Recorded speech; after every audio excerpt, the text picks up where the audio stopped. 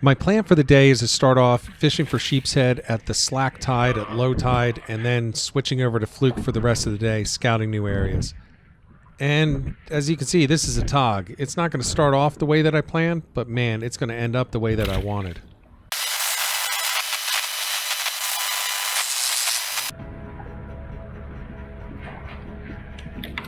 On this morning, I'm hitting the water right in the middle of slack tide at low, so my thought was I want to ride the tide and scout out a lot of the back creeks that are a pretty good distance from here. So what I want to do is just try for sheep's head on these bridge pilings for about a half an hour to 45 minutes, hopefully get some, and then just pack up and start riding the drift back in towards those spots and those channels I want to check. And as you can see, it's just a micro tog fest with a lot of foul hooks, by the way. I mean, they were just thick in there. But just as I start to get into some better fish, like you'll see right here, they start to get a little bit better. Now that the tide's moving, and I have no interest in tog fishing for the day, so I'm going to just scrap the sheep's head, I'm going to scrap the tog, I'm going to pack it up, put that rod away, get out the other gear, and I'm just going to start looking for fluke and looking for little channels that I've never been in and see if there's potential there for later in the season. And that's really what the rest of this video is about, and you'll see a lot of great success.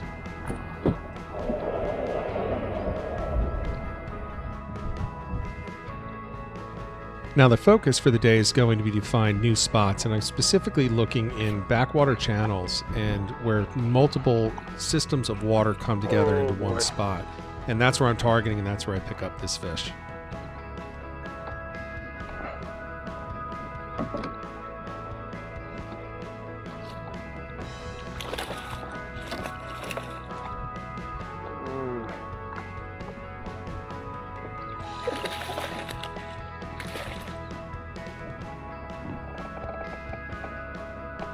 Oh my lord, barely kept it on. Oh, that is crazy. That job almost cost me.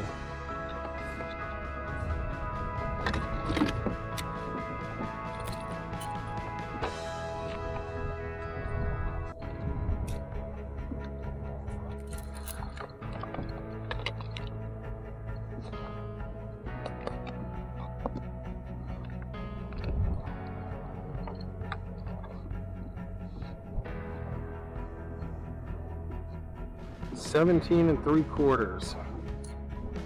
It's a nice one. I'll take a slot.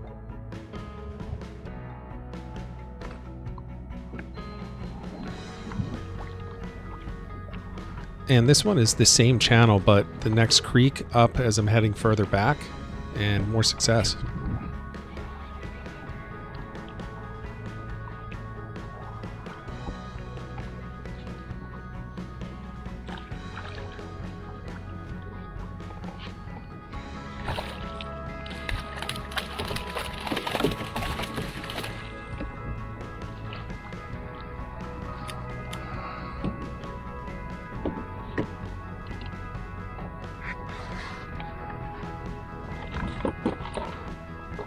This one's going to be close to 17.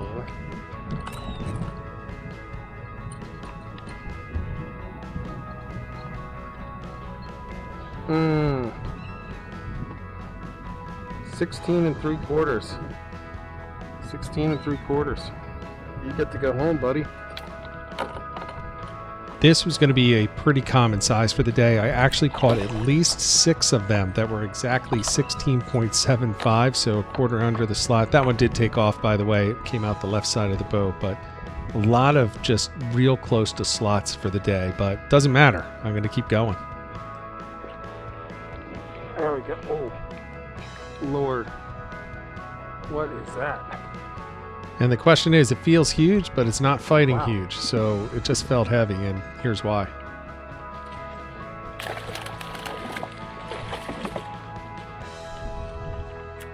What is up with the foul hooks?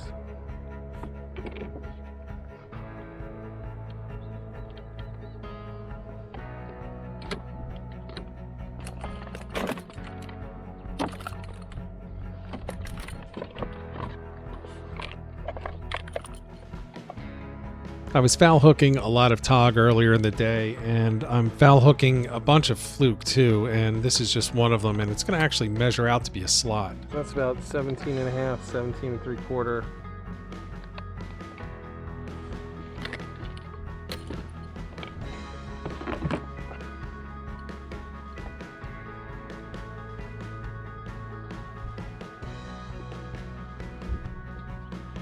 So I get some You go pictures. back. It's nice. It's a slot. I can keep it, but it's early in the day, so just let it go. See you later.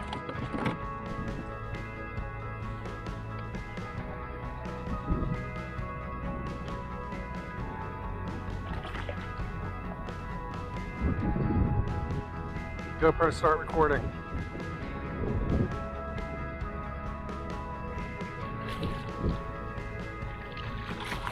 There you go.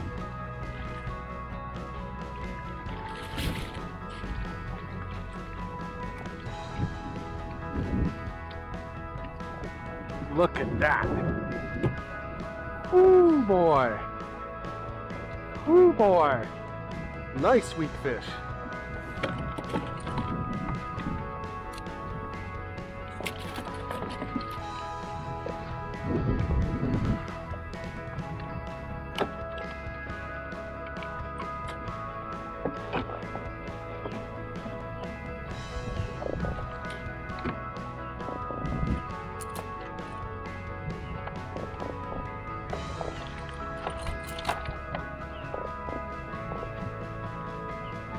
There you go.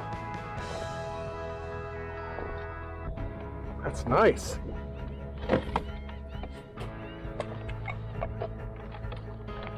Now, I don't keep weak fish regardless of size, but I wanted to give it a quick measure just to see where it was. It's a decent one, about 16 and a half, but 16 I'm going to let and him a go half. regardless. 16 and a half. Nice.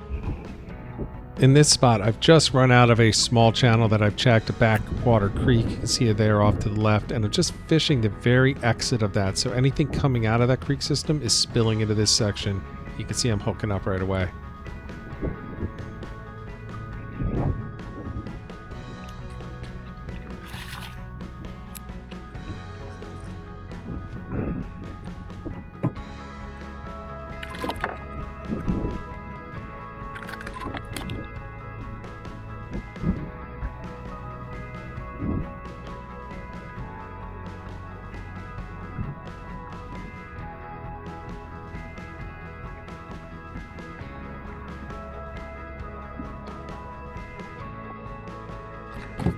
Oh, no, no. Stop. Stop. All right, you're just going to have to trust me. Fat guy, little boat, tough to reach down and get a flounder off the bottom, but I eventually do get it released.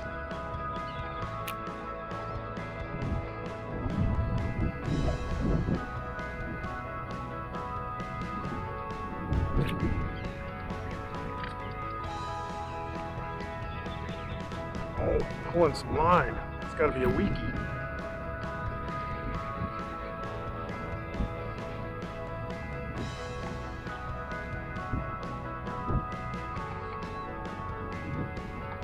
Oh boy, that is an over.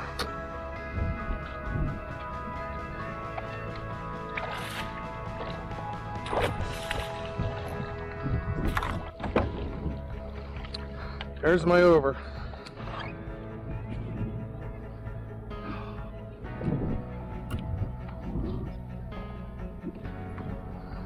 Man, that is a nice one. That is a nice one.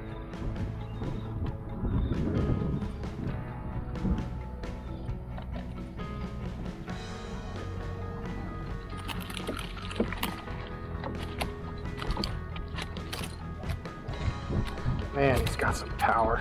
Good Lord. So I already know I'm going to keep it. It's my overslot for the day. Got to get things untangled. I'm not in a hurry, but skipping forward to the measure.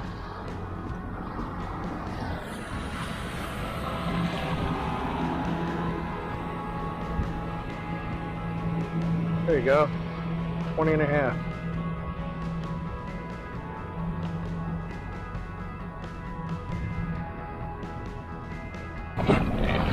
There you go.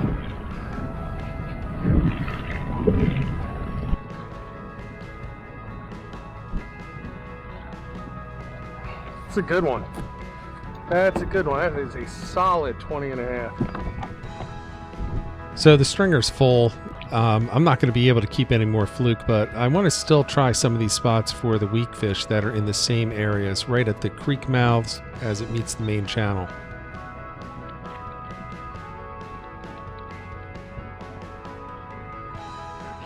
Weakfish. Yep.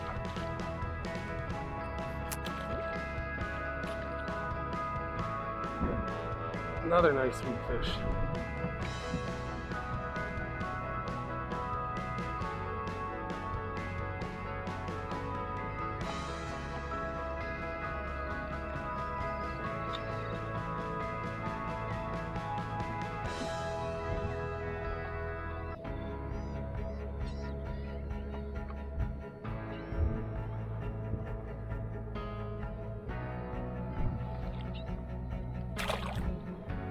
Goodbye. Thank you. So when you're fishing for weakfish, you have to be really cognizant of the bite and the immediate response after you set that hook. So I could catch fluke or weakfish right now, but when you set the hook on a weakfish, they have a really strong bite. You set that hook, and oftentimes that hook will turn them. That hook set will turn them, and they'll start coming up towards you. And you have to reel that slack really fast because you're going to lose that fish if you don't. So if you're in an area that you're weak fishing and fluke fishing, which you can really do in very, very similar spots, the same spots actually, oftentimes, you want to be aware so you can react really quickly so you don't lose that slack on the line. Because once you lose that slack, or lose that tension and get that slack, you're going to lose that fish if it's a weak fish. I'm okay with, oh, I just hooked a fish. Oh, it's a nice fish. It's a nice fish. Oh, what is it? I just caught a nice flounder. I can't keep it, but it's a nice one. Oh, it just flew out of the net. Okay, now I got it. So pardon my talking in the background. I'm actually on the phone when I hook up this fish, and I have to include a terrible net job in every video, and this was the worst of the day. Worst of many. I'll take weak fish.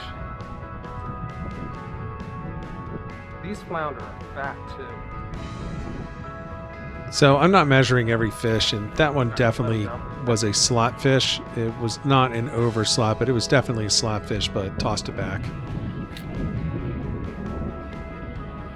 At this point, I'm now fishing the outgoing tide, and I'm going to try to ride it back to the launch, which is a few miles away, but unfortunately, I've got the outgoing tide and I've got the wind going against it, so it's going to be a difficult, long trip back. It's fine once I'm pedaling, but while I'm trying to drift and fish at the same time, it is difficult. Now, you can see this one is a really nice overslot fish, but I don't even net it because I know I'm not going to keep it. So I was kind of hoping it would drop as I lifted it out of the water, but I decided to stick around, so I'm going to give it a quick measure. 20.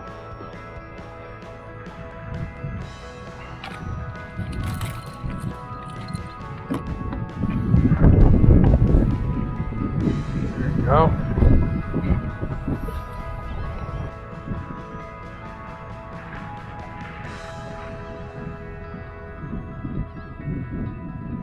It's beautiful. And you get to go home. See ya.